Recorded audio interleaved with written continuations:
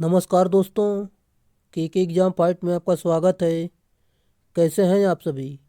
उम्मीद है आप सभी सही होंगे और आपकी यूपी पीसीएल टीजी2 डीआरडीओ सेल एनपीसीआईएल आदि परीक्षाओं की तैयारी अच्छी चल रही होगी। दोस्तों, इन सभी परीक्षाओं को ध्यान में रखते हुए हमने इलेक्ट्रिशियन थ्योरी से कुछ महत्वपूर्ण प्रश्नों की सीरीज स्टार्ट की है, जो कि ये प्रीवियस ईयर में पूछे गए प्रश्न होंगे। ये आपकी किसी भी एग्ज़ाम के लिए महत्वपूर्ण साबित हो सकते हैं। जैसा कि दोस्तों आप सभी लोगों ने यूपी आर्विनल का आंसर की चेक कर लिया होगा। अधिकतर दोस्तों इसी क्लास से प्रश्न आपको मिल गए होंगे।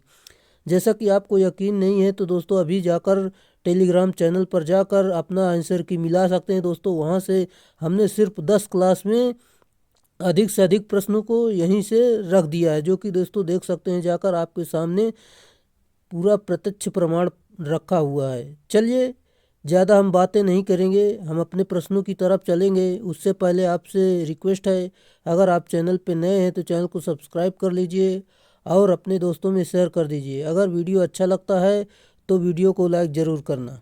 चलिए, आज के प्रश्नों की शुरुआत करते हैं, जो कि हमारा प्रश्न दिया गया है। 1 न्यूटन इंटू मीटर निम्न में से किसके बराबर होता है? सही उत्तर option number C, joule. 1 joule के बराबर होता है। जैसा कि दोस्तों कार्य बराबर आप सभी को पता ही होगा, बल गुणे विस्थापन होता है।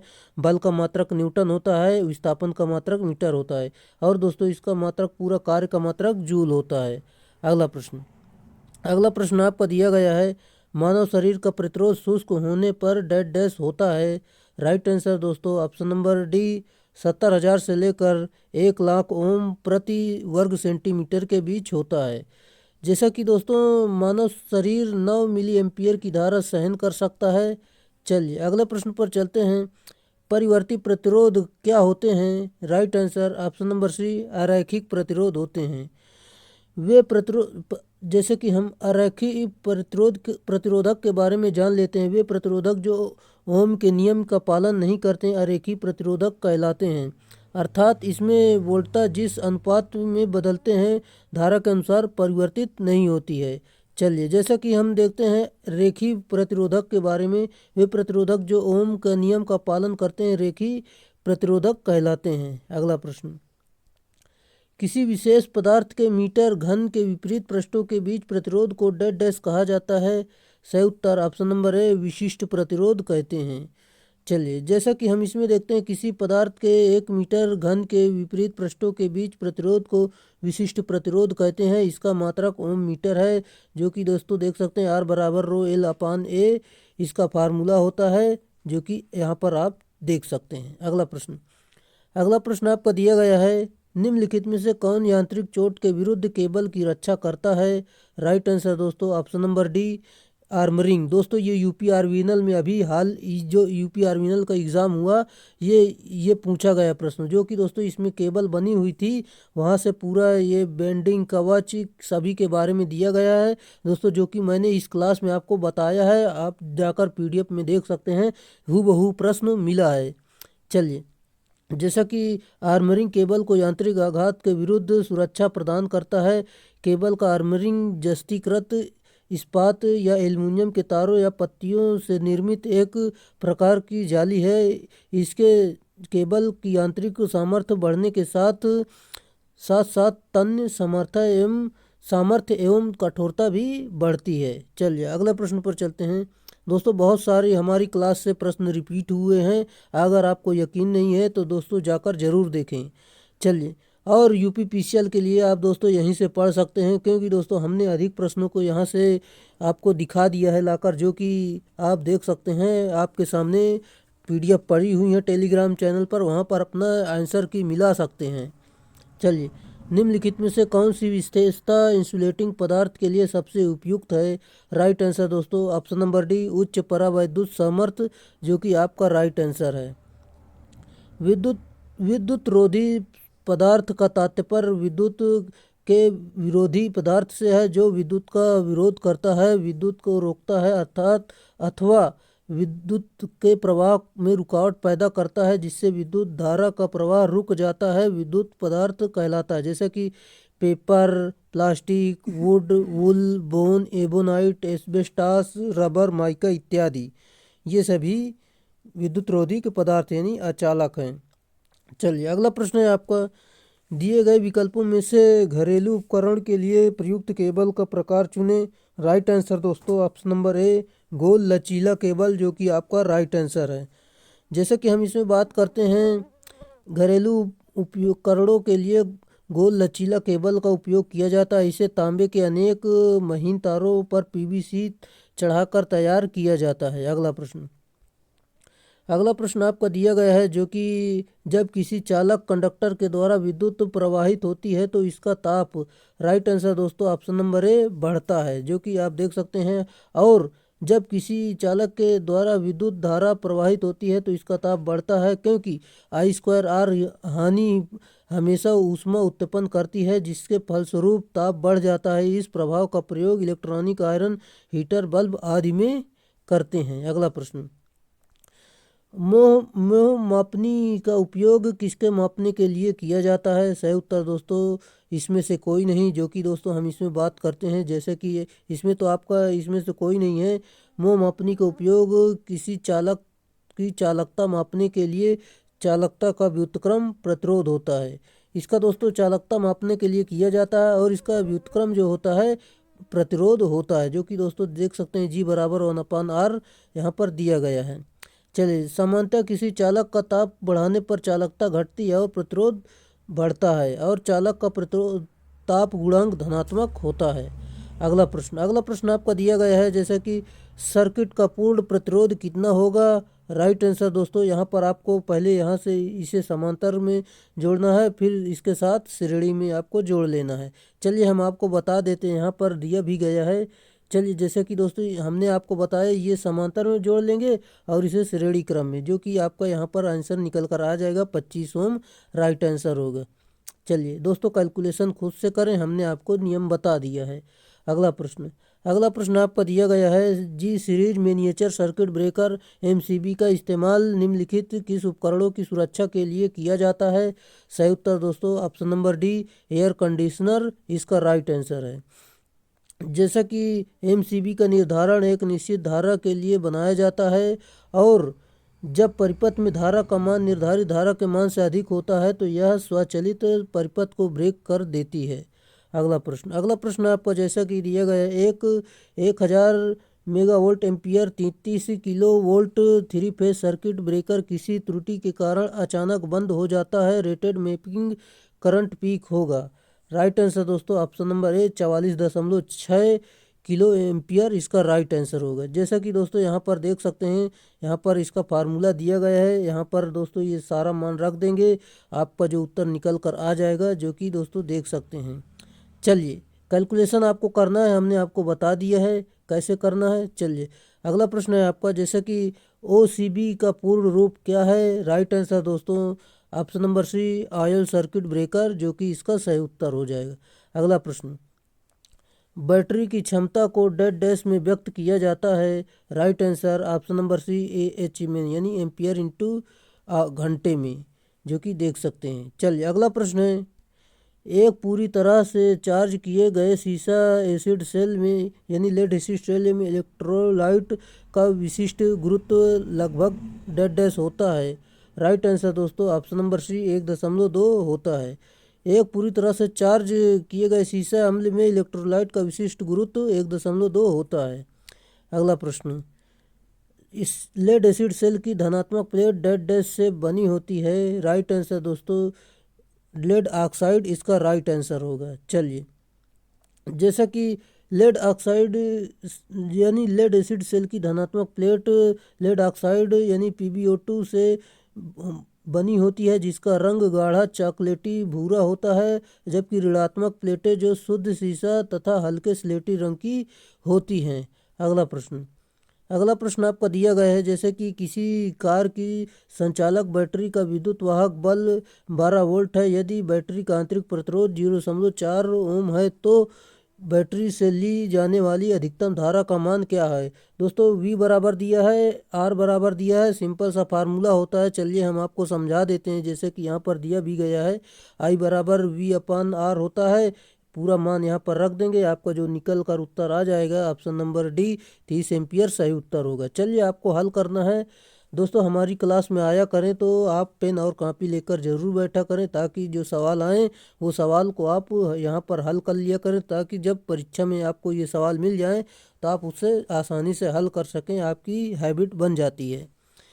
निम्नलिखित में से कौन सा एक कथन गलत है? दोस्तों इसमें जो कथन आपका गलत है, धारावाही चालक के कारण उत्पन्न चुंबकीय क्षेत्र की दिशा को बाएं हाथ के अंगूठे का नियम से ज्ञात कर सकते हैं, ये दोस्तों आपका गलत है, जो कि हम आपको इसमें बता देते हैं। दोस्तों इसमें थोड़ा दिख कम रहा होगा, आप इसे मैनेज कर लेना। चलिए, और घरेलू वायरिंग में हरे रंग का तार अर्थ तार होता है, जो कि दोस्तों ये सही है। और दोस्तों विद्युत व्यय की मात्रा को व्यक्त करने का सामान्य मात्रा किलोवाट घंटा होता है, ये दोस्तों बी और सी सही है, जबकि दोस्तों आपका आंसर इसमें ए हो जाएगा, जो कि ये सही नहीं है।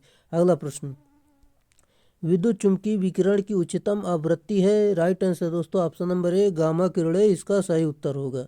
जैसा कि गामा किरणों की तरंग दैर्ध्य सबसे कम और ऊर्जा सबसे अधिक होती है। गामा किरण जो है 1 सेंटीमीटर मोटी स्टील की चादर को भेद सकती है। अगला प्रश्न आपका दिया गया है, जैसे कि प्रेरित विद्युत वाहक बल की दिशा ऐसी है कि वह उसके कारण का विरोध करती है, यह कथन है। राइट आंसर दोस्तों ऑप्शन नंबर बी लेंज का नियम, ये इसका राइट आंसर है, जो कि दोस्तों यूपीआरवीएनएल में जो कि कार्क स्क्रू का नियम पूछा गया था, जो कि आप देख सकते हैं ये सारे नियम भी पूछे गए थे। यहाँ से मिला भी लेना, मैंने इसको कई बार आपको बताया है कि आप इन्हें याद कर लीजिए, वहाँ पर पूछा भी गया है। चलिए, जैसा कि हम इसमें बात करते हैं, प्रेरित विद्युत वाहक बल की दिशा ऐसी है कि वह उस कारण का विरोध करती है जिसके कारण वह उत्पन्न होता है, यह कथन लेंज का नियम होता है। इसके नियमानुसार प्रेरित ईएमएफ सदैव उस कारण का विरोध करती है जिसके कारण वह उत्पन्न होता है। यह लेंज ऊर्जा नियम पर संरक्षण पर आधारित है। अगला प्रश्न, हेनरी किसका मात्रक है? Right answer option number C प्रेरकत्व का मात्रक है, जो कि आप देख सकते हैं। और चुंबकीय क्षेत्र का मात्रक जो होता है न्यूटन प्रति मीटर स्क्वायर होता है। आवृत्ति का मात्रक हर्ट्ज या सेकंड इनवर्स होता है। अगला प्रश्न, इंडक्टेंस का चिन्ह संकेत क्या है? सही उत्तर दोस्तों ऑप्शन नंबर सी, जो कि एल होता है, जो कि प्रेरकत्व का जो चिन्ह होता है ये एल होता है, इससे एल से प्रदर्शित करते हैं। जैसा कि हम इसमें बात करते हैं दोस्तों, ये लेंज के नियमानुसार माइनस का N d phi upon d t होता है फार्मूला। और दोस्तों ये प्रेरकत्व होता है, जो कि यहाँ पर पूछा भी गया। चलिए हम अगले प्रश्न पर चलते हैं। आपका अगला प्रश्न है, एक संतुलित स्टार संयोजित परिपथ के अनाविष्ट न्यूट्रल तार में धारा क्या होगी? राइट आंसर दोस्तों ऑप्शन नंबर सी, जो कि आई एन बराबर I R I Y I B, जो कि आपका सही उत्तर होगा। चलिए हम इसमें आपको दिखा देते हैं, जैसे कि दोस्तों यहाँ पर देख भी सकते हैं आप यहाँ पर। चलिए जैसे कि हम अगले प्रश्न पर चलते हैं, यहाँ पर दोस्तों इसका फार्मूला जो कि हमने आपको बता दिया है, यहाँ से देख लीजिए। अगला प्रश्न आपका दिया गया है, जैसे कि प्रत्यावर्ती धारा यानी एसी करंट परिपथ में प्रेरित प्रतिघात और आवृत्ति के बीच क्या संबंध है? सही उत्तर दोस्तों ऑप्शन नंबर बी एक्सएल बराबर 2πfl इसका राइट आंसर है। चलिए जैसा कि हम इसमें देखते हैं, धारती प्रतिघात बराबर एक्स सी बराबर 1/2πfc होता है, जो कि जहाँ धारिता जो होती है वो जिसे फैरेड से डिनोट करते हैं, जो कि इसका मात्रक होता है फैरेड का। अगला प्रश्न है, आवृत्ति जितनी डेड डैश होगी बिजली का झटका उतना ही डेड डैश खतरनाक होगा। सही उत्तर दोस्तों ऑप्शन नंबर डी कम अधिक इसका राइट आंसर है, यानी आवृत्ति जितनी कम होगी और बिजली का झटका उतना ही अधिक खतरनाक होगा। अगले प्रश्न पर चलते हैं। आपका अगला प्रश्न दिया गया है, जैसे कि यहाँ पर देख सकते हैं, जैसे कि वोल्टेज में अकस्मात वृद्धि के कारण हो सकता है। दोस्तों आपको बताना वोल्टेज में अकस्मात वृद्धि के कारण क्या हो सकता है। दोस्तों इसका सही उत्तर हो जाएगा, जो कि ऑप्शन नंबर ए शून्य भार पर संधारित आन है, ये इसका राइट आंसर है। जैसा कि वोल्टेज में अकस्मात वृद्धि का कारण शून्य भार पर संधारित आन हो सकता है, ये इसका सही उत्तर होगा। अगला प्रश्न, प्रेरकत्व की यूनिट क्या है? राइट आंसर दोस्तों ऑप्शन नंबर डी हेनरी होती है, जो कि दोस्तों रेजिस्टेंस का मात्रक ओम होता है, धारिता का मात्रक फैराड होता है। चलिए, और प्रतिरोधकता का जो मात्रक होता है ओम इंटू मीटर होता है। अगले प्रश्न पर चलते हैं। आपका अगला प्रश्न जो कि दिया गया है, किसी किसी कुंडली की प्रेरकत्व निम्नलिखित पर निर्भर करती है। सही उत्तर दोस्तों, जैसे कि वायर के टर्नों की संख्या पर और क्रोड की सामग्री पर और वायर के अनुप्रस्थ परिच्छेद क्षेत्रफल, ये सभी पर निर्भर करती है। अगला प्रश्न आपको दिया गया है, जैसे कि हम देख सकते हैं इसमें इनमें से क्या एलटी फीडर फिलर की अर्थिंग में प्रयोग किया जाता है। राइट आंसर दोस्तों option number D, GI strip इसका राइट आंसर है। चलिए, जैसा कि एलटी फीडर पिलर की अर्थिंग में जीआई स्ट्रिप का प्रयोग किया जाता है। अर्थ तार अर्थ इलेक्ट्रोड एक हीटर के होने चाहिए, जैसे कि अर्थ तार तांबे की, अर्थ इलेक्ट्रोड तांबे का तथा नट बोल्ट तांबे का आदि। इस प्रकार के अर्थ का जीआई की अर्थ इलेक्ट्रोड जीआई का नट तथा जीआई बोल्ट जीआई के होने चाहिए, जो कि हमने आपको बता दिए, यहाँ पर आप देख सकते हैं। अगला प्रश्न, निम्नलिखित में से कौन सा अर्थ वायर का रंग होता है।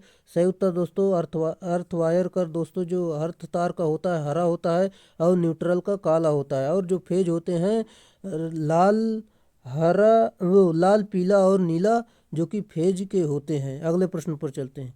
अगला प्रश्न आपका है, भू उपकरण डेड डैश को दूर करने के लिए प्रयुक्त किए जाते हैं।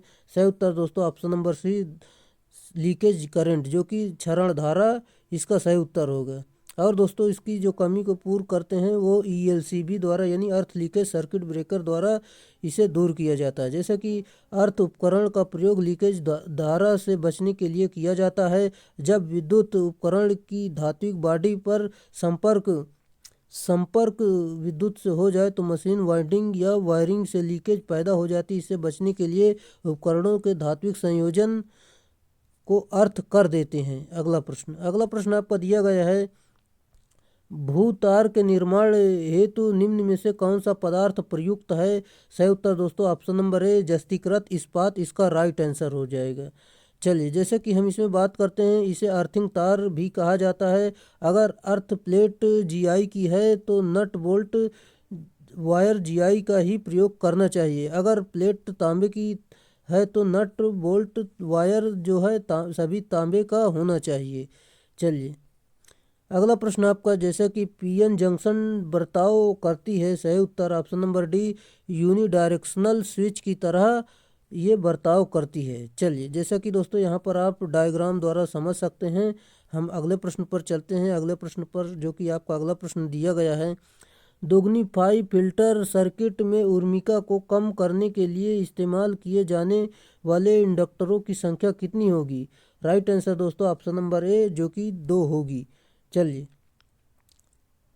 पाई फिल्टर के इनपुट साइड में एक शंट संधारित्र यानी कैपेसिटर तथा परिपथ की सीरीज में एक इंडक्टर के बाद एक और शंट संधारित्र जुड़ा होता है। इस फिल्टर परिपथ की आकृति ग्रीक अक्षर पाई के समान होती है, अतः इसे पाई फिल्टर कहते हैं। अगला प्रश्न आपका दिया गया है, जैसे कि डायोड का अग्रदिशिक प्रतिरोध है। सही उत्तर दोस्तों ऑप्शन नंबर सी, कम है। जैसा कि दोस्तों इसमें हम देख लेते हैं, यहाँ पर दिया गया है, फॉरवर्ड बायस स्थिति में पोटेंशियल बैरियर की चौड़ाई घट जाती है और जिससे कि डायोड का प्रतिरोध कम हो जाता है तथा जिसके कारण धारा प्रवाह प्रारंभ हो जाता है। फॉरवर्ड बायस के सूक्ष्म परिवर्तन से फॉरवर्ड धारा के अत्यधिक परिवर्तन होता है। धारा में परिवर्तन 4 घातांकी होते हैं, जो कि अर्धचालक डायोड का फॉरवर्ड प्रतिरोध कम होता है, जो कि 5 ओम होता है। चलिए, अगला प्रश्न दिया गया है, जैसे कि दोस्तों एक साधारण द्विध्रुवी संधि ट्रांजिस्टर के उत्सर्जक आधार यानी आधार जो है बी संग्राही आधार ई और बी संग्राही और सी क्षेत्रों को अपमिश्रण सांद्रण डेड डैश के अनुसार बदलता है। राइट आंसर दोस्तों ऑप्शन नंबर सी, ई बड़ा है सी बड़ा है बी से। चलिए, जो कि दोस्तों यहाँ पर देख सकते हैं। चलिए, हम अगले प्रश्न पर चलते हैं। आपका अगला प्रश्न दिया गया है, किसी पावर ट्रांजिस्टर का नियंत्रण प्राचल डेड डैश है। सही उत्तर दोस्तों ऑप्शन नंबर सी, आई बी, जो कि इसका सही उत्तर होगा। चलिए, जैसा कि दोस्तों यहाँ पर आप डायग्राम द्वारा समझ सकते हैं, ये पूरा बना हुआ है, आप यहाँ से देख सकते हैं। चलिए, अगले प्रश्न पर चलते हैं। आपका अगला प्रश्न है, एक प्रवर्धक में 300 का वोल्टेज गेन होता है। यदि I/P 3 वोल्ट है तो O/P वोल्टेज होना चाहिए। सही उत्तर दोस्तों ऑप्शन नंबर ए 900 वोल्ट होना चाहिए। चलिए हम आपको बता देते हैं, जैसे कि दोस्तों वी एवरेज बराबर V out upon input, output upon input. दोस्तों यहाँ पर इसका मान रखेंगे जो कि दोस्तों आपको निकल कर आएगा। यहाँ पर देख सकते हैं एवरेज जो दिया गया है 300, यहाँ पर इसको गुणा कर देंगे 3 से तो 900 आ जाएगा। उम्मीद है दोस्तों आपको समझ में आया होगा। चल दोस्तों सबसे कम क्लासों में हमने सबसे अधिक प्रश्नों को यहाँ से दिखाने की कोशिश की है, जो कि दोस्तों यहाँ से पूरे प्रश्न मिल गए हैं। अगर आपको यकीन नहीं है तो आपको टेलीग्राम चैनल पर जो PDF पड़ी हैं आपकी आंसर की से वहाँ से मिलान कर सकते हैं। अधिक से अधिक क्वेश्चन दोस्तों यहीं से मिले हैं, जो कि दोस्तों इतने सारे क्वेश्चन मान लो आपके एग्ज़ाम में लाने के लिए कई सारे टीचर मान लो पूरे साल मेहनत करते हैं, फिर भी इतने क्वेश्चन नहीं फंसते हैं, जो कि हमारी क्लास से इतने काफ़ी सारे प्रश्न फंसे हैं। आप इसमें यकीन कर सकते हैं, चाहे तो आप वो PDF से चेक कर सकते हैं। चलिए अगला प्रश्न है आपका, एक उभयनिष्ठ उत्सर्जक विन्यास में ट्रांजिस्टर एक संतृप्त अवस्था में है। सही उत्तर दोस्तों ऑप्शन नंबर बी IC छोटा है बीटा IB के, जो कि देख सकते हैं। चलिए दोस्तों यहाँ पर इसका पूरा संबंध दिया गया, आप देखकर समझ लेना। चलिए हम अगले प्रश्न पर चलते हैं। यदि भार प्राप्ति प्रतिरोध बढ़ेगा तो उभयनिष्ठ उत्सर्जक का धारा लाभ डैश डैश। राइट आंसर दोस्तों ऑप्शन नंबर बी घटेगा, जो कि सही उत्तर होगा। अगले प्रश्न पर चलते हैं। आपका अगला प्रश्न है, ट्रायोड का प्रयोग होता है। सही उत्तर ऑप्शन नंबर डी, जो कि दोस्तों ट्रांसमीटर में भी और दोलित्र के रूप में, एम्पलीफायर के रूप में भी प्रयोग करते हैं। और दोस्तों देख सकते हैं फेट का भी पूछा गया था, जो कि दोस्तों मैंने सिर्फ एक बार आंसर की देखी है, जो कि कुछ प्रश्न याद आए हैं जो कि हमारी ही क्लास से मिले हुए हैं, जो कि आप देख भी सकते हैं। FET किस पर परिचालित होता है, ये भी प्रश्न पूछा गया है। केवल मुख्य वाहक, ये इसका सही उत्तर होगा। चलिए अब हम जैसे कि इसमें देखते हैं, जिस ट्रांजिस्टर में ड्रेन करंट के मान का निर्धारण वैद्युतिक क्षेत्र के आवेश के द्वारा संपन्न किया जाता है वह फील्ड इफेक्ट ट्रांजिस्टर कहलाता है। FET 2 प्रकार के होते हैं, जैसे कि N चैनल तथा P चैनल देख सकते हैं। अगला JFET में यदि वोल्टेज VGS को अधिक निगेटिव बनाया जाए तो राइट आंसर दोस्तों ऑप्शन नंबर बी चैनल की चालकता घटेगी। चलिए जैसे कि दोस्तों JFET को एम्पलीफायर की भांति उपयोग करने के लिए उसे ड्रेन अभिलक्षणों के सेचुरेशन क्षेत्र को ऑपरेट किया जाता है और यह क्षेत्र बाइपोलर ट्रांजिस्टर के सक्रिय क्षेत्र के समान ही होता है। अगला प्रश्न, इलेक्ट्रॉनिक्स में प्रयुक्त शब्द PCB का तात्पर्य है। सही उत्तर है दोस्तों option number C printed circuit board, जो कि इसका राइट आंसर है। चलिए जैसे कि इस परिपथ का प्रयोग प्रत्येक इलेक्ट्रॉनिक्स डिवाइस में होता है, इसी के ऊपर छोटे छोटे डिवाइस को स्थापित किया जाता है या कैमरा, TV, कंप्यूटर आदि में इसका प्रयोग किया जाता है।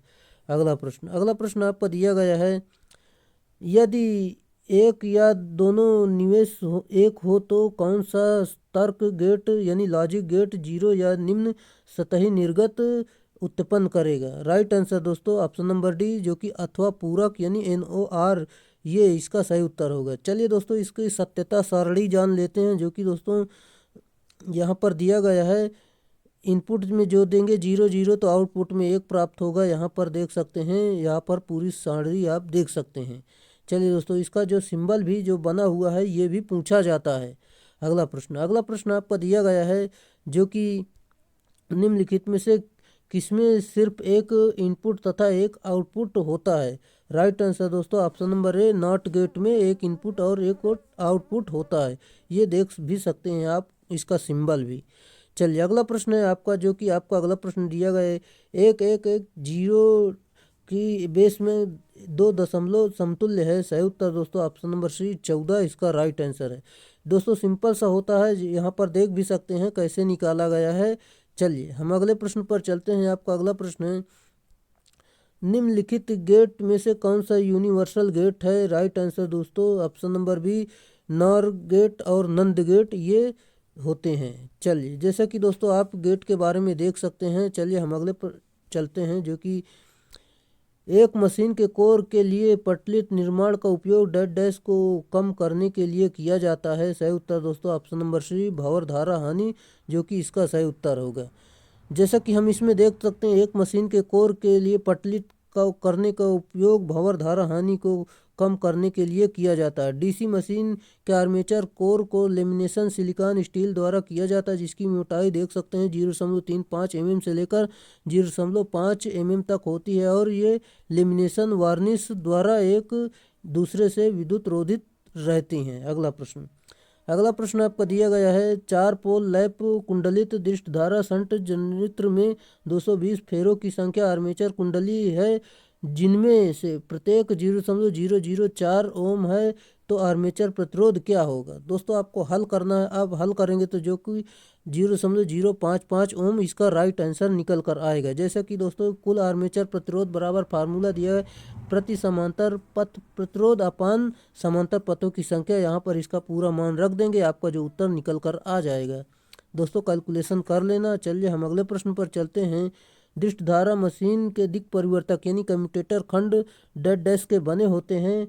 सही उत्तर दोस्तों ऑप्शन नंबर बी कठोर कर्षित हार्ड ड्रॉन तांबा के बने होते हैं।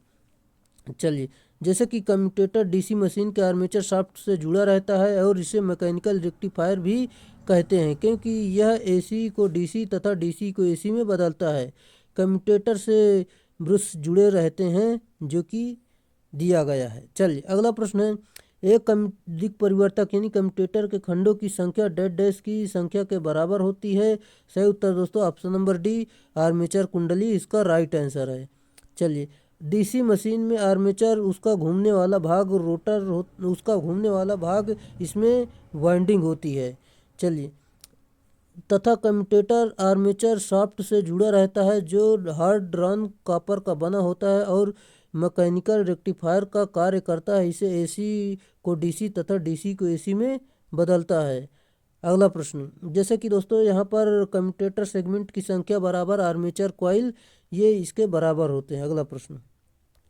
अगला प्रश्न आपका दिया गया है, किसी जनरेटर का विद्युत वाहक बल किस पैरामीटर पर निर्भर करता है। राइट आंसर दोस्तों यहाँ पर दोस्तों फ्लक्स प्रति ध्रुव पर भी और चालक के तारों की संख्या पर, ध्रुवों की संख्या पर, ये सभी पर निर्भर करता है। चलिए, जैसा कि दोस्तों यहाँ से इसका संबंध पूरा निकाला गया है, जो कि देख सकते हैं यहाँ फैराडे के नियमानुसार फ्लक्स के परिवर्तन या फ्लक्स के कट करें तभी उत्पन्न ईएमएफ उत्पन्न होता है।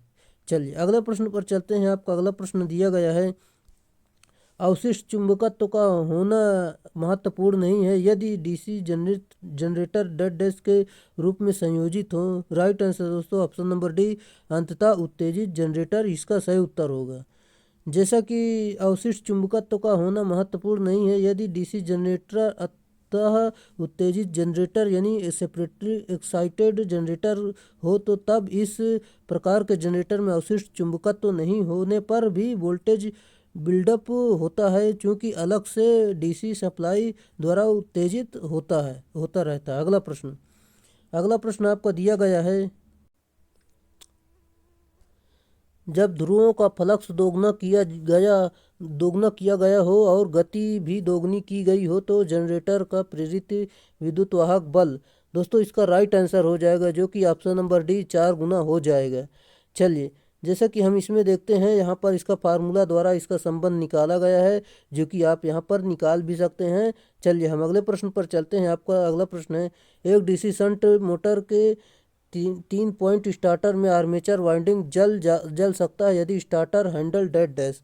राइट आंसर दोस्तों ऑप्शन नंबर ए जल्दी से घुमाया जाता है तो जल जा सकता है। चलिए, जैसा कि हम इसमें बात करते हैं, क्योंकि शुरुआत में आर्मेचर प्रतिरोध का मान अत्यंत कम होता है, जिसके कारण शुरुआत के समय धारा का मान अधिक होता है, जिसे स्टार्टर प्रयोग करके नियंत्रित किया जाता है। यदि स्टार्टर हैंडल जल्दी से घुमाया जाता है तो आर्मेचर वाइंडिंग अधिक धारा के कारण जल सकती है।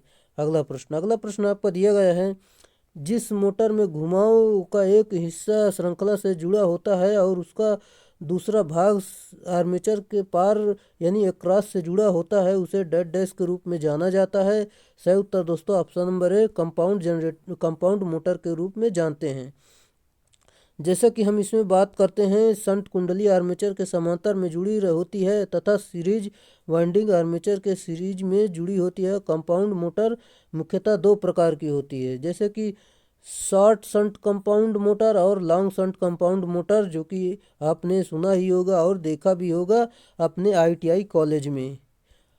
चलिए अगले प्रश्न पर चलते हैं, जो कि आपका अगला प्रश्न है, शंट मोटर के फ्लक्स स्थिर रहता है इसलिए बल आघूर्ण डेड डैश होता है। सही उत्तर दोस्तों ऑप्शन नंबर सी, सीधे आर्मेचर धारा के अनुपातिक होता है। जैसा कि दोस्तों यहाँ पर देख भी सकते हैं, इसका पूरा संबंध निकाला गया है, आप यहाँ पर देख सकते हैं। चलिए हम अगले प्रश्न पर चलते हैं। आपका अगला प्रश्न है, जो कि निम्नलिखित में से कौन सा विकल्प परिमित्र का सहायक भाग नहीं है। सही उत्तर दोस्तों ऑप्शन नंबर ए, विगलक इसका सही उत्तर होगा। जैसा कि हम इसमें देखते हैं, इसकी रेटिंग एम्पियर में होती है और परिणामित्र के सहायक भाग जो श्वासक, व्यास्तर, संरक्षी, Buchholz relay, WTI, OTI, vent valve आदि हैं। चलिए अगला प्रश्न है आपका, ऊंचाई स्टेप अप परिणामित यानी ट्रांसफार्मर में प्राथमिक से द्वितीय कुंडली यानी कॉइल तक डेड डैश। राइट आंसर दोस्तों ऑप्शन नंबर सी, वोल्टता बढ़ती है। चलिए जैसे कि दोस्तों यहाँ पर देख भी सकते हैं सिंबल द्वारा, जो कि यहाँ पर बताया गया, यहाँ म्यूचुअल इंडक्शन के सिद्धांत पर ये कार्य करता है। इसका फार्मूला भी दिया गया है और इसका जो ट्रांसफॉर्मेशन अनुपात यहाँ पर दिया गया है। अगला प्रश्न है दोस्तों, जो कि एक परिणामित ट्रांसफार्मर में दो प्रेरित कुंडलियां डेड डैश होती हैं। सही उत्तर है ऑप्शन नंबर ए, विद्युत रूप से अलग और चुंबकीय रूप से संबंधित होती हैं। चलिए जैसा कि दोस्तों यहाँ पर देख भी सकते हैं, चलिए जैसे कि ट्रांसफार्मर में प्राथमिक तथा द्वितीय कुंडलन में द्वितीय रूप से अलग होती है, जिससे इसके बीच प्रतिरोध का मान अनंत होता है, और परंतु चुंबकीय रूप से प्राथमिक तथा द्वितीयक एक ही लव कोर से जुड़ा होता है, अर्थात कॉमन चुंबकीय फ्लक्स होता है। अगला प्रश्न आपका दिया गया है, जैसे कि ट्रांसफार्मर की कोर में भंवर धारा हानियां निम्नलिखित द्वारा घटाई जा सकती हैं। सही उत्तर दोस्तों ऑप्शन नंबर सी, पटलनों की मोटाई घटाकर, ये इसका सही उत्तर होगा। जैसा कि दोस्तों यहाँ पर देख सकते हैं, भंवर धारा हानि का फार्मूला भी दिया गया है, इसके प्रोपोर्शनल इतना होता है, और बी बराबर जो होता है बी, जो कि इसका अधिकतम फ्लक्स घनत्व, टी मोटाई, और एफ आवृत्ति, वी आयतन, जो कि इसका पूरा संबंध दिया गया है। चलिए जैसा कि इसमें देख सकते हैं, यहाँ पर पूरा जानकारी दी गई, आप देख लेना। चलिए हम अगले प्रश्न पर चलते हैं। ट्रांसफार्मर में ट्रांसफार्मर आयल का कार्य है। सही उत्तर दोस्तों ऑप्शन नंबर है, इंसुलेशन और कूलिंग देना, ये इसका सही उत्तर है। चलिए जैसा कि आपका अगला प्रश्न दिया गया है, यहाँ पर देख सकते हैं, मेगर निम्नलिखित मापने के लिए प्रयोग किया जाता है। सही उत्तर ऑप्शन नंबर बी, इंसुलेशन का प्रतिरोध मापने के लिए किया जाता है। और हम मेगर के बारे में कुछ जानकारी लेते हैं। इसमें हाथ से चलने वाली DC जनरेटर का प्रयोग किया जाता है, जो कि 160 RPM पर गति करता है, और मेगर 1 मेगा ओम से अधिक का विद्युत रोधन प्रतिरोध मापता है। चलिए अगला प्रश्न है दोस्तों, आपका अगला प्रश्न दिया गया है। अगले प्रश्न जाने से पहले दोस्तों आपसे रिक्वेस्ट है, अगर आप चैनल पे नए, चैनल को सब्सक्राइब कर लीजिए और अपने दोस्तों में शेयर जरूर करें। अगर हमारा पढ़ाया हुआ अगर पसंद आ रहा है तो ये वीडियो को लाइक जरूर कर दें। किसी विद्युत परिपथ उपकरण का रोधन प्रतिरोध निम्नलिखित द्वारा मापा जाता है। सही उत्तर मेगर इसका सही उत्तर होगा। चलिए जैसा कि आपका अगला प्रश्न है, पीजोमीटर का प्रयोग निम्नलिखित मापने के लिए किया जाता है। सही उत्तर ऑप्शन नंबर सी, माध्यम दाब, ये इसका सही उत्तर होगा। यह एक प्रकार का ट्रांसड्यूसर है जो द्रव का दाब मापने के लिए प्रयोग किया जाता है। अगला प्रश्न आपको दिया गया है, वोल्ट मीटर का परास बढ़ाने के लिए निम्नलिखित में से किसका प्रयोग किया जाता है। सही उत्तर दोस्तों ऑप्शन नंबर ए, मल्टीप्लायर प्रतिरोधक का उपयोग करते हैं, जो कि दोस्तों वोल्ट मीटर का परास बढ़ाने के लिए श्रेणी क्रम में उच्च मान का प्रतिरोध जोड़ा जाता है। यह अमीटर की परास बढ़ाने के लिए समांतर में निम्न प्रतिरोध जोड़ा जाता है। चलिए दोस्तों, जैसा कि दोस्तों हम आगे जाने से पहले आपको कुछ जानकारी देना चाहेंगे। जैसे कि दोस्तों ये हमारा टेलीग्राम चैनल है, इसे आप ज्वाइन कर सकते हैं। यहीं पर आपको वो PDF मिलेंगी जो हमने इनकी जो PDF डाला है, ये PDF सारी वहीं पर आपको मिल जाएंगी। वहीं से आप डाउनलोड करके वहाँ से आप पढ़ सकते हैं और अपने आंसर की भी मिला सकते हैं। चलिए अगला प्रश्न है, आपका अगला प्रश्न दिया गया है जो कि एक प्रेरण मोटर में स्लिप रिंग बना होता है। सही उत्तर दोस्तों option number D phosphor bronze का बना होता है। चलिए, जैसा कि दोस्तों यहाँ पर पूरी जानकारी लेते हैं। और स्लिप रिंग एक इलेक्ट्रोमैकेनिकल डिवाइस है जो एक स्थिर प्रणाली की घूर्णी संरचना में विद्युतीय संकेतों के लिए पथ प्रदान करता है या मशीन के स्थिर भाग के गतिक भाग के माध्यम से शक्ति स्थानांतरण की सुविधा प्रदान करता है। स्लिप रिंग में एक ग्रेफाइट का ब्रश होता है जो कि घूमने वाली धातु रिंग के ऊपर घिसते हुए चलता है और यह चल भाग व स्थिर भाग के मध्य संयोजन का विकल्प देता है। अगला प्रश्न आपको दिया गया है, एक दिष्ट धारा मोटर पूर्ण भार पर 725 आरपीएम और शून्य भार पर 775 आरपीएम पर चलती है तो गति नियमन क्या होगा। सिंपल सा है दोस्तों, इसका फार्मूला जो कि स्लिप जो कि देख सकते हैं, इसका जो कि फार्मूला दिया गया ये पूरा मान यहाँ पर रख देंगे तो आपका जो उत्तर निकल कर आएगा 2.9% सही उत्तर होगा। चलिए दोस्तों, आप हल कर लेना जो कि काफ़ी सिंपल है। चलिए हम अगले प्रश्न पर चलते हैं। एक स्लिप रिंग प्रेरण मोटर में डेड डैश सही उत्तर दोस्तों ऑप्शन नंबर सी उच्च प्रारंभिक आघूर्ण इसका सही उत्तर होगा। जैसा कि 3 phase slip ring induction motor में फास्फर ब्रॉन्ज की बनी 3 स्लिप रिंग लगी होती हैं और जिनसे ब्रश जुड़े हो रहते हैं, यहीं से मोटर को इलेक्ट्रिक सप्लाई दी जाती है। चलिए अगला प्रश्न है, आपका अगला प्रश्न दिया गया है, स्लिप रिंग इंडक्शन मोटर में रोटर करंट आवृत्ति निम्नलिखित में से किस पर निर्भर करती है। सही उत्तर स्लिप की मात्रा पर, ये इसका सही उत्तर होगा। जैसा कि हम इसमें देखते हैं, मोटर के शाफ्ट पर 3 विद्युत रोधित स्लिप रिंग जोड़ दिया जाता है। इस स्लिप रिंगों पर 3 प्रतिरोध जोड़ दिया जाता है जिससे कि मोटर प्रारंभ होने के समय अतिरिक्त प्रतिरोध दे सके ताकि स्टार्टिंग टॉर्क बढ़ जाए और गति को परिवर्तित किया जा सके। ये दोस्तों रोटर फ्रीक्वेंसी बराबर देख सकते हैं, ये फार्मूला दिया गया है। ये काफ़ी महत्वपूर्ण फार्मूला है दोस्तों। ये इससे काफ़ी सवाल बनते हैं जो कि बने भी हुए हैं कई सवाल जो कि आपकी यूपी आर्मिनल भी पूछे गए हैं दोस्तों। इसका जो संबंध दिया गया यहाँ पर देख सकते हैं। हम अगले प्रश्न पर चलते हैं। आपका अगला प्रश्न है जो कि किसी स्टार्टर को चुनते व इंसुलेट करते समय किन किन बातों का कारक पर विचार नहीं किया जाना चाहिए।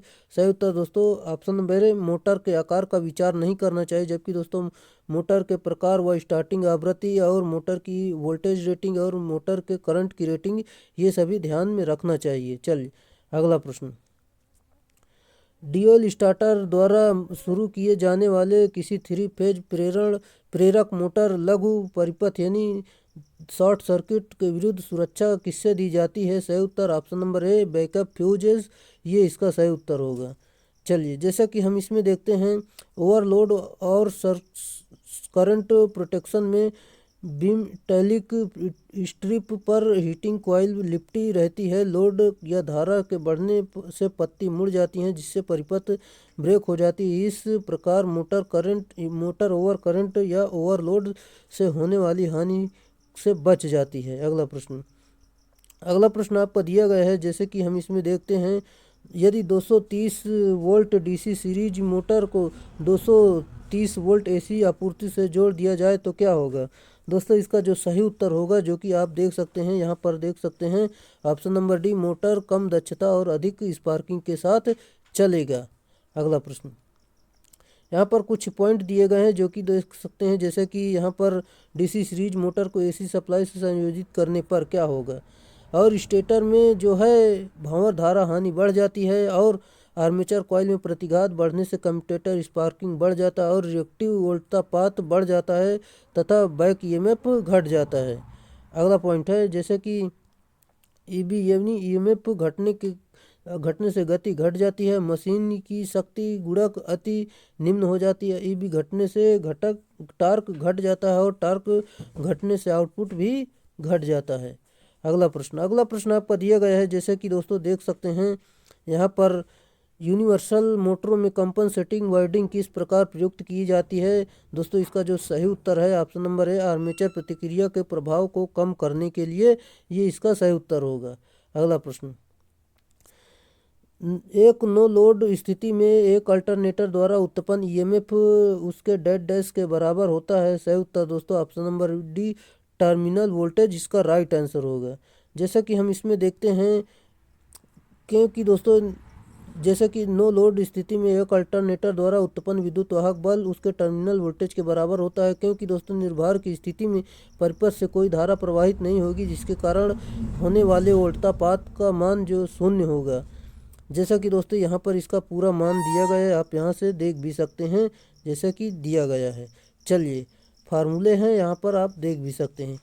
अगला प्रश्न है, यदि अल्टरनेटर यंत्र एक उच्च घूर्णन वाला आर्मेचर और 3 फेज स्टार आपूर्ति से जुड़ा है तो उसमें कितने स्लिप रिंग होंगे। सही उत्तर दोस्तों 4 स्लिप रिंग होंगे, जो कि देख सकते हैं। जब एक अल्टरनेटर यंत्र एक उच्च घूर्णन वाला क्षेत्र कुंडलन और 3 फेज स्टार आपूर्ति से जुड़ा है तो उसमें 2 स्लिप लगी होंगी। अगला प्रश्न, घूर्णन की एक निश्चित गति पर एक अल्टरनेटर यंत्र द्वारा उत्पन्न ईएमएफ की आवृत्ति डेड डैश की संख्या पर निर्भर करती है। सही उत्तर दोस्तों ऑप्शन नंबर ए पोल्स पर निर्भर करती है। चलिए जैसा कि यहाँ पर दोस्तों इसका फार्मूला भी दिया गया, आप समझ सकते हैं, इसका फार्मूला कई बार आ चुका है, यहाँ पर आप देख सकते हैं। पोनी मोटर का प्रयोग करना डेड डैश के लिए स्टार्टिंग विधि है। राइट आंसर दोस्तों ऑप्शन नंबर बी तुल्यकालिक मोटर यानी सिंक्रोनस मोटर स्टार्ट करने के लिए ये मोटर उपयोग की जाती है। और इसको स्टार्ट करने के लिए यानी तुल्यकालिक मोटर को स्टार्ट करने के लिए pony motor, damper winding, prime mover, induction motor आदि का उपयोग करते हैं। तुल्यकालिक मोटर एक स्थिर गति पर चलने वाली मोटर होती है। इस मोटर को पश्चगामी, अग्रगामी और इकाई शक्ति गुणक के किसी भी मान पर उत्तेजन को बदल कर चलाया जा सकता है। अगला प्रश्न, समान उत्तेजन वाली तुल्यकालिक मोटर में पावर फैक्टर डेड डैश होता है। सही उत्तर दोस्तों ऑप्शन नंबर सी एकक होता है।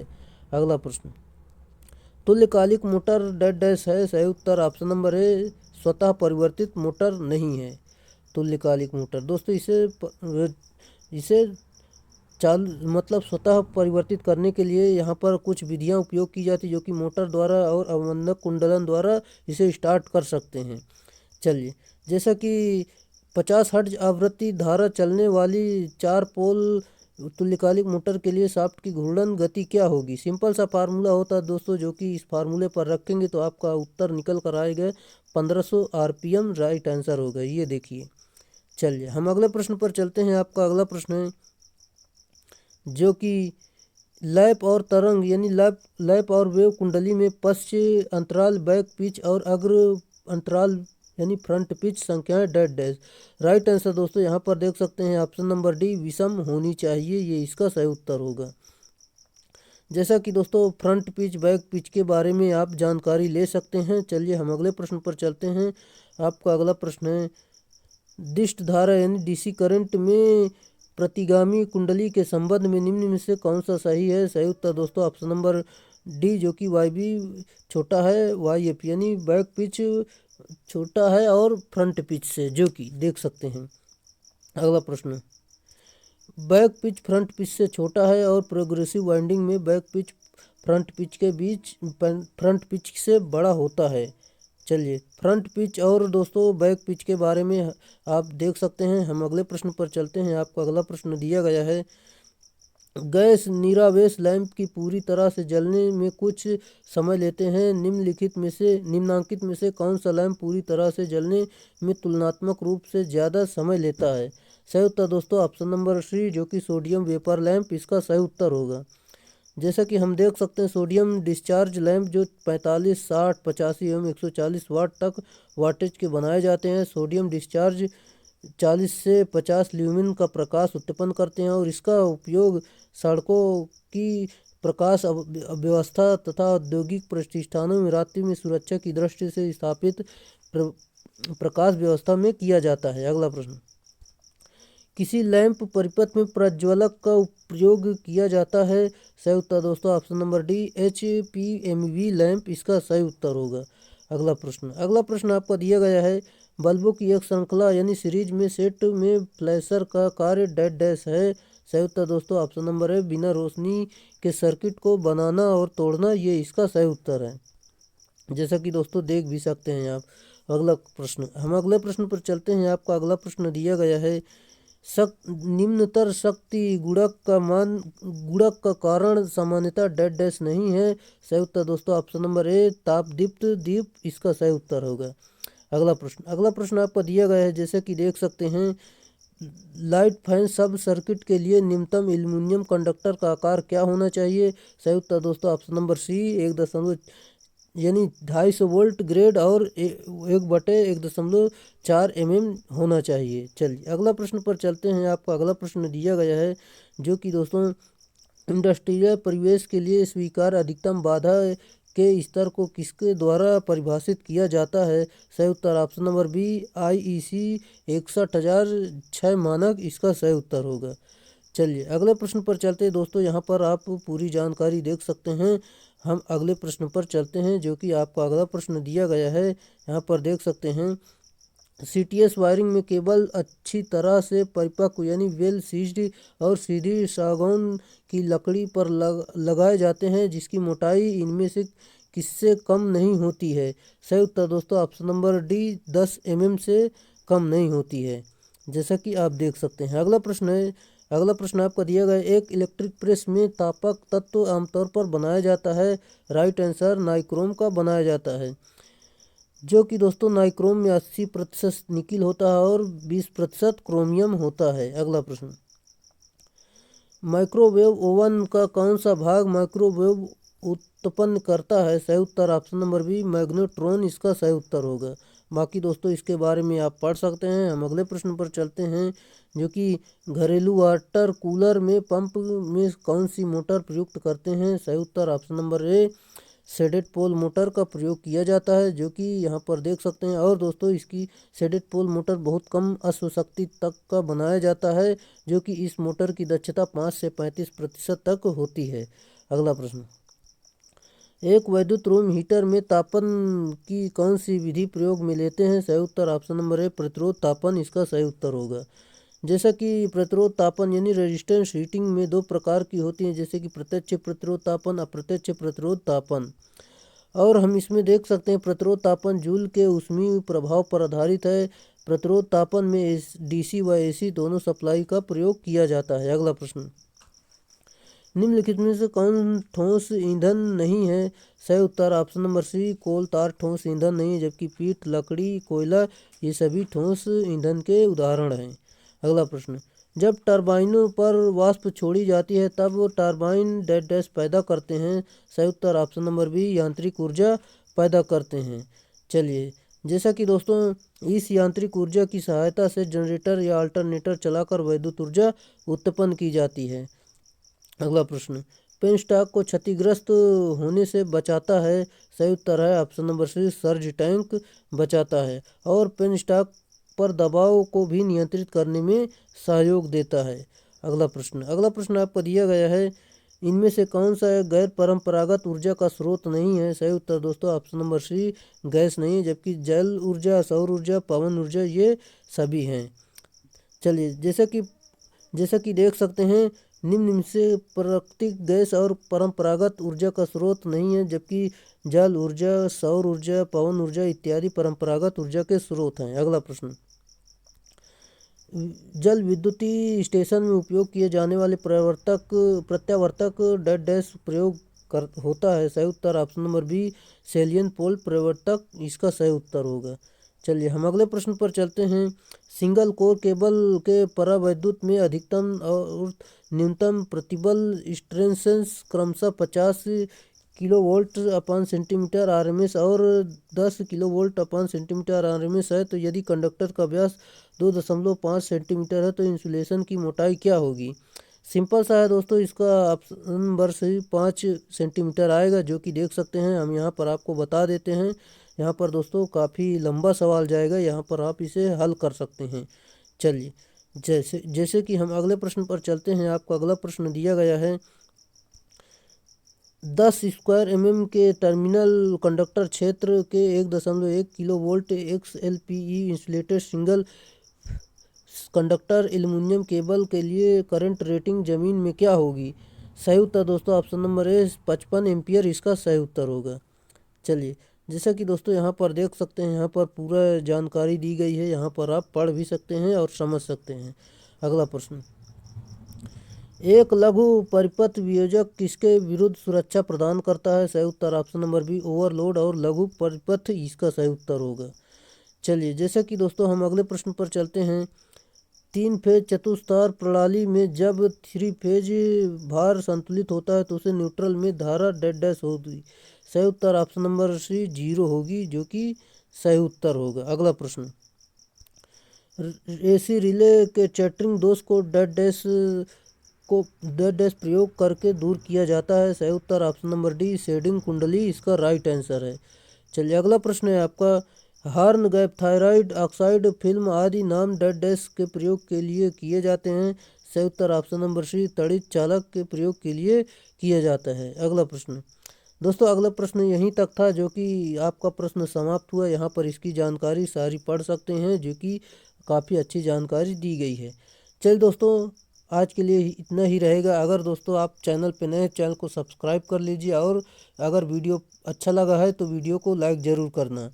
और दोस्तों अपनी आंसर की ज़रूर मिलाना, जो कि यूपी आर्मिनल की आ गई है। यहाँ पर हमारे मान लो ये जो 3000 की क्वेश्चन की सीरीज चल रही है, यहाँ से काफ़ी प्रश्न फंसे हैं, जो कि दोस्तों काफ़ी कम समय में हमने बहुत सारा प्रश्न फंसाने की कोशिश की है, जो कि बहुत सारे प्रश्न यहाँ से हूबहू फंसे हुए हैं।